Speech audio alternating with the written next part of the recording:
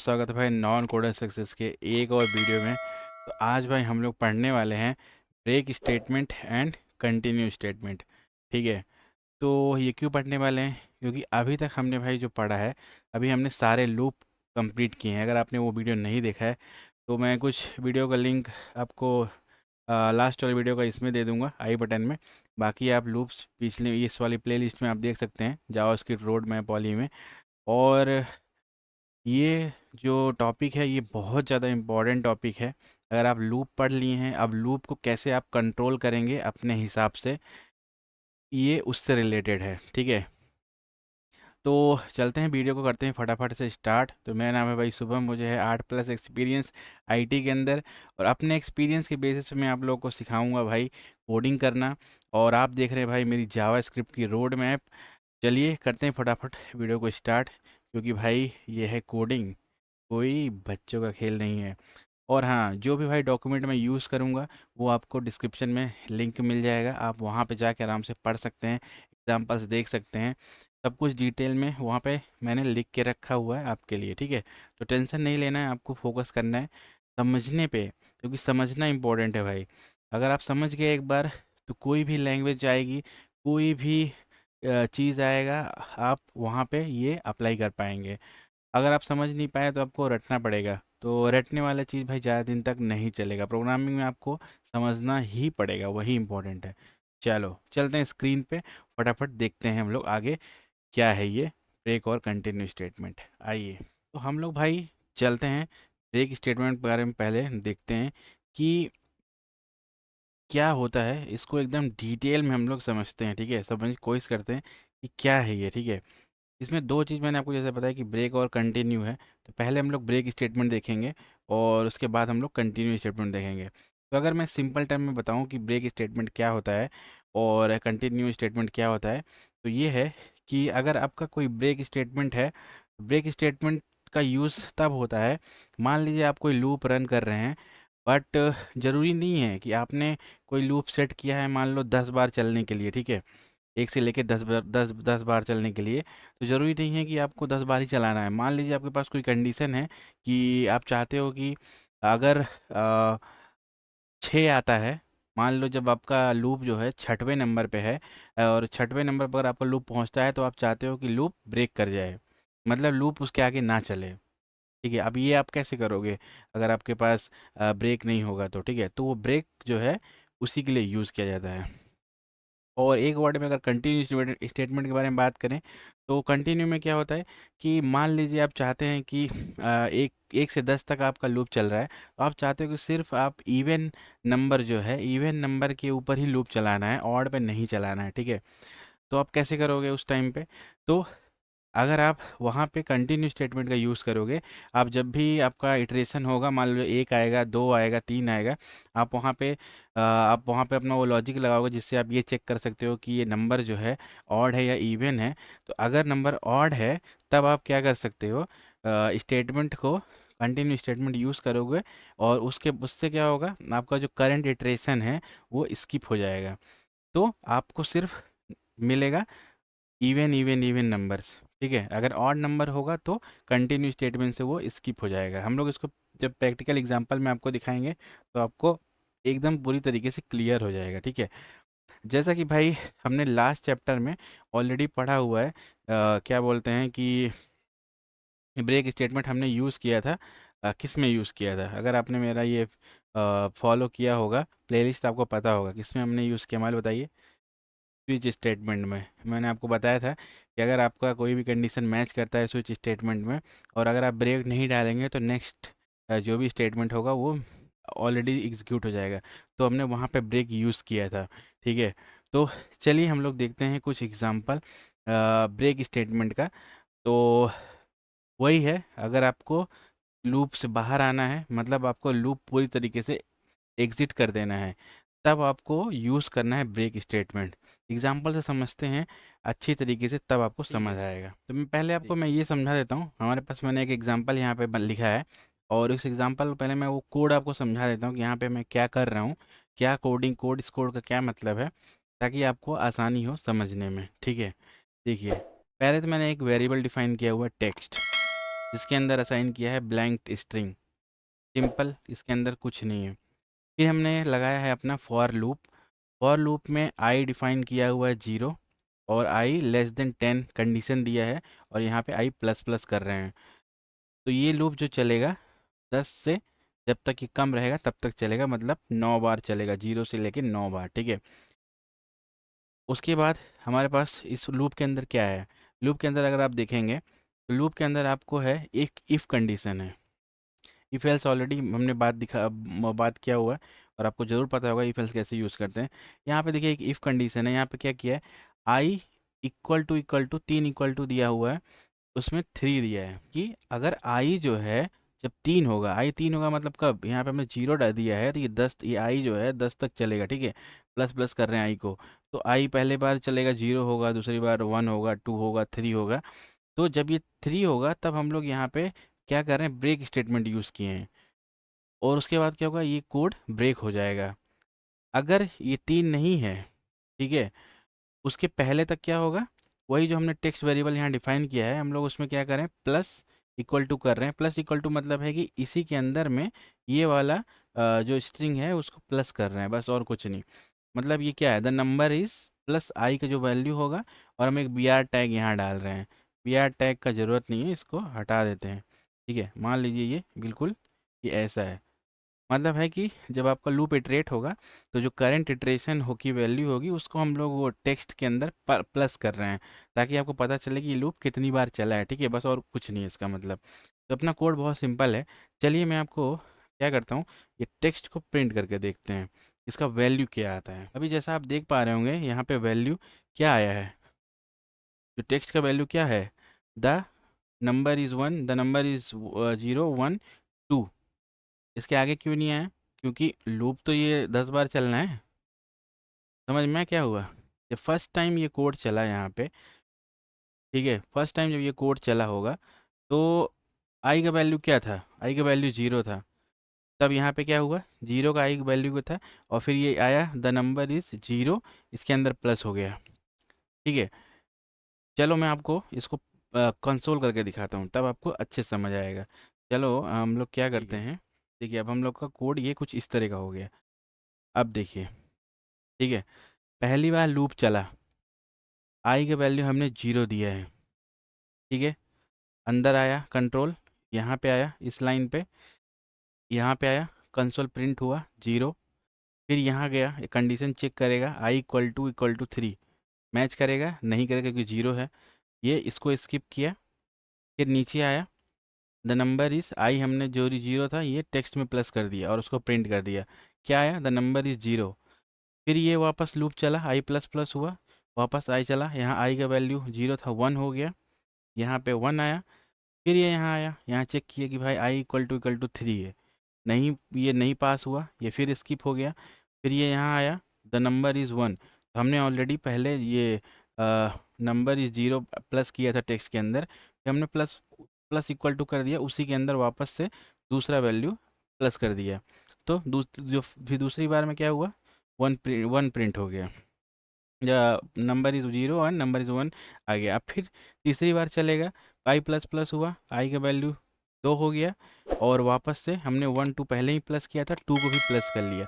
फिर जब तीसरी बार ये आया, मतलब चौथी बार आया, आई का वैल्यू कितना है, 3, यहाँ 3 आया, प्रिंट हुआ। अब फिर यहाँ आया, चेक किया, आई इक्वल टू 3, फिर ये जैसे ही इसको यहाँ पे 3 मिला, यहाँ ब्रेक स्टेटमेंट लगा दिया, और ये क्या हुआ, प्रिंट हो गया, तुरंत ये बाहर आ गया, और ये चीज़ प्रिंट नहीं हुआ, मतलब इसके आगे ये नहीं गया, आपका कोड बाहर आ गया, कंट्रोल इस लूप से बाहर चला गया। अगर मैं क्या करता हूँ, देखिए, अगर मैं ब्रेक स्टेटमेंट को कमेंट कर देता हूँ, देखिए अभी क्या आ रहा है, दिख रहा है, 0 से शुरू हुआ, 1 2 3 4 5 6 9 तक, और पूरा 9 का वैल्यू आया, क्योंकि यहाँ पे कोई ब्रेक स्टेटमेंट नहीं है, ठीक है। आई होप कि आपको एकदम क्लियर ये समझ आ गया होगा। चलिए मान लो हम लोग क्या करते हैं, अभी 3 दिया है, इसको हम लोग 5 कर देते हैं, देखो 5 कर दिए, 5 करने पे क्या हुआ, 0 चला, 1 चला, 2 चला, जब 5वीं बार चलेगा तो 5 का आएगा और 5 मैच करेगा और ये ब्रेक हो जाएगा, क्लियर। तो इसी तरह से ब्रेक स्टेटमेंट आप यूज़ कर सकते हैं अपने लूप के अंदर। तो ये है ब्रेक स्टेटमेंट। ठीक है, कंडीशन आपकी कुछ भी हो सकती है, आप अपने हिसाब से जैसा भी लॉजिक लगाना चाहें। यहाँ मैंने कोई नंबर स्पेसिफिक लगाया है, आप कोई लॉजिक लगा सकते हो कि कोई नंबर इवन है, ऑड है, या कुछ भी लगा सकते हो। आपकी रिक्वायरमेंट के हिसाब से आप अपने लूप का फ्लो कंट्रोल तो कर सकते हो। अब हम लोग देखते हैं भाई कंटिन्यू स्टेटमेंट। ठीक है, तो अगर आपने ब्रेक स्टेटमेंट देख समझ लिया, तो आप कंटिन्यू स्टेटमेंट को ध्यान से देखिएगा। बिल्कुल एग्जैक्ट सिमिलर एग्जाम्पल मैंने लिया है, और पहले मैं आपको कोड समझा देता हूँ वापस से, और फिर मैं आपको बताता हूँ कि ये किस तरह से काम करता है, ठीक है, किस तरह से इसकी वर्किंग है। देखिए, यहाँ पे हमारे पास एग्जांपल है, वैसे वैसे ही है। टेक्स्ट वन लिया है मैंने, एक वेरिएबल ब्लैंक बनाया है, इसके अंदर मैं अपना इटरेशन प्लस करने वाला हूँ। मतलब जो भी जैसे मैंने उसमें किया था, ये नंबर क्या है अभी करंट नंबर, ठीक है, आई के वैल्यू वापस में आई को डिफाइन किया गया है, कंडीशन है 9 तक चलने के लिए आई प्लस प्लस किया गया है, और वापस से एक इफ़ कंडीशन डाला हूँ कि आई का वैल्यू अगर 3 होगा तो वहाँ कंटिन्यू कर दूंगा, मतलब ये इटरेशन को स्किप कर दूंगा। ठीक है, तो जैसे कि आपको पता होगा कि कंटिन्यू स्टेटमेंट जो है भाई यूज होता है इटरेशन को स्किप करने के लिए। तो चलिए पहले मैं आपको इसका रिजल्ट दिखाता हूँ। जो हम लोग का यहाँ पे रिजल्ट है ये देखिए, टेक्स्ट वन के अंदर देखिए क्या आया। Number is zero, number is one, the number is two, number is four. Three नहीं आया, कहाँ गया थ्री? क्योंकि आपका कंटिन्यू हो गया, आपने इटरेशन स्किप कर दिया। ठीक है, और ये बाकी ये 9 तक यहाँ तक चला है, जहाँ तक उसका कंडीशन सेटिस्फाई हुआ है। चलो मैं आपको इसको थोड़ा सा डिटेल में दिखाते हैं। चलिए, मैं क्या करता हूँ, फटाफट इसको प्रिंट कर देता हूँ आई को। ओके,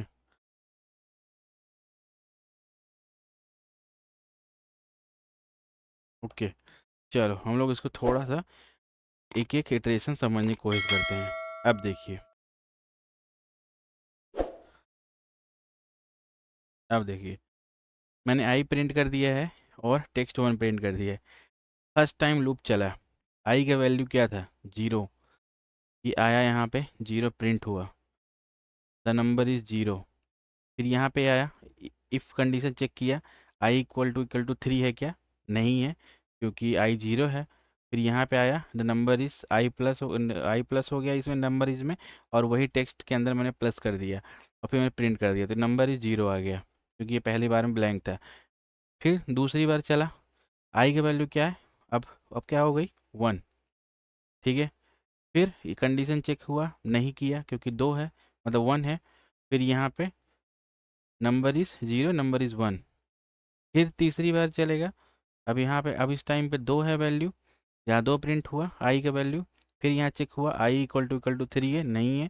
फिर यहाँ पे पूरा ये पहले से ही था, द नंबर इज़ टू भी इसमें प्लस हो गया, और ये आपको प्रिंट हो गया यहाँ पे। अब देखिए, तीसरा तीसरी बार चौथी बार लूप चला, अब आई का वैल्यू थ्री है। ठीक है, आई की वैल्यू यहाँ प्रिंट हुई ये। अब यहाँ पे आया और ये चेक करेगा कि आई इक्वल टू थ्री है क्या, तो मिल गया कि हाँ है। फिर ये इस कोड इसके अंदर चला गया, और फिर ये कंटिन्यू हो गया। मतलब कंटिन्यू मतलब क्या हुआ कि अब ये नीचे नहीं जाएगा कंट्रोल, जैसे ही यहाँ से कंटिन्यू होगा, ये तुरंत कंट्रोल जो है यहाँ से यहाँ से उठ के वापस यहाँ से स्टार्ट हो जाएगा। आई प्लस प्लस हो गया, फिर ये आई प्लस प्लस हो गया, और आई का वैल्यू प्रिंट हुआ फोर। और फिर उसके बाद यहाँ कंडीशन चेक हुआ, I equal to four, I equal to three है, नहीं है। फिर ये टू तक आया था, द नंबर इज़ फोर, इसमें फिर प्लस हो गया, और फिर ये कंटिन्यू चलते गया। समझ गए? देखो, मैं इसके अंदर एक और कंडीशन लगा देता हूँ। मैं क्या कर देता हूँ कि अगर आई का वैल्यू फोर है, तो भी ये इसमें काम करे।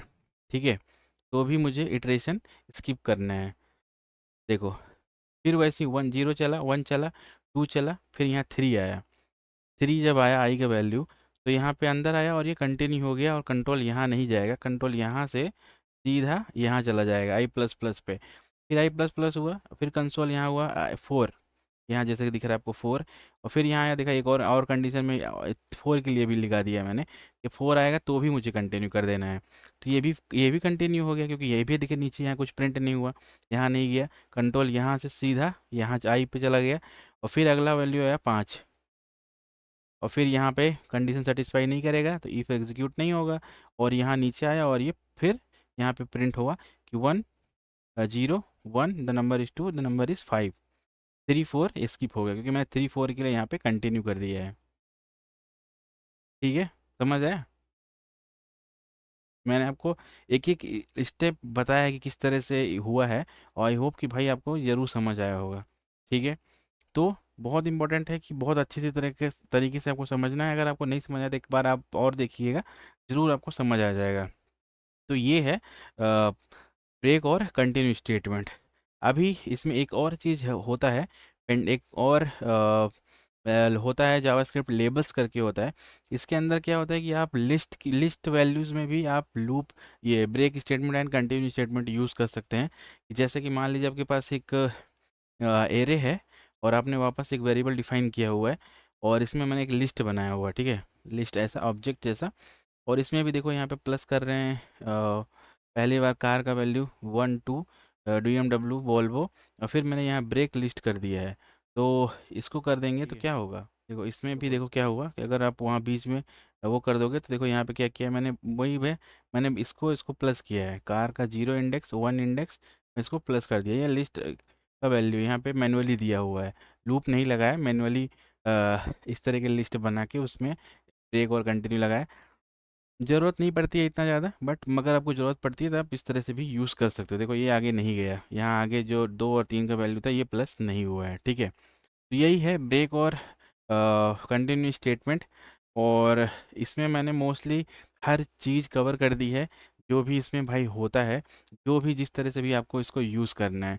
तो इसके जो भी भाई इंटरव्यू रिलेटेड क्वेश्चंस होंगे वो आपको डिस्क्रिप्शन में मिल जाएंगे, और जो मैंने कवर किया है वो आप इसके अंदर से खुद से अंडरस्टैंड करके दिमाग लगा के समझ सकते हो। अगर आपको समझ आया होगा तो डेफिनेटली आपको वो क्वेश्चंस के आंसर भी समझ आ जाएंगे। तो आई होप कि भाई आपको ये समझ आ गया होगा, ब्रेक और कंटिन्यू स्टेटमेंट। तो हो सकता है वीडियो बड़ी हो जाए, भाई बड़ी होने का कोई मतलब नहीं है अगर मैंने आपको समझाया और आप समझ नहीं पाए तो। ठीक है, मुझे 100% यकीन है कि अगर आपने ये वीडियो पूरा देखा होगा तो आपको कोई दूसरी वीडियो देखने की ज़रूरत नहीं पड़ेगी ब्रेक और कंटिन्यू स्टेटमेंट के लिए। तो अगर आपको समझ आया तो भाई एक लाइक ज़रूर करिएगा, और कमेंट करके मुझे बताइएगा कि आपको कितना समझ आया है और क्या समझ आया है। ठीक है, और बेस्ट तरीका है इसको और ज़्यादा इम्प्रूव करने का, कंटिन्यू और ज़्यादा एग्जांपल्स को देखिए, बनाइए, और अलग अलग तरीके के लॉजिक यूज़ करिए, जिसको यूज़ करके आप उस और अच्छी तरीके से उसमें डीप में समझ सकते हैं। तो मिलते हैं आपसे नेक्स्ट वीडियो में, तब तक के लिए बाय बाय, टाटा, नमस्कार।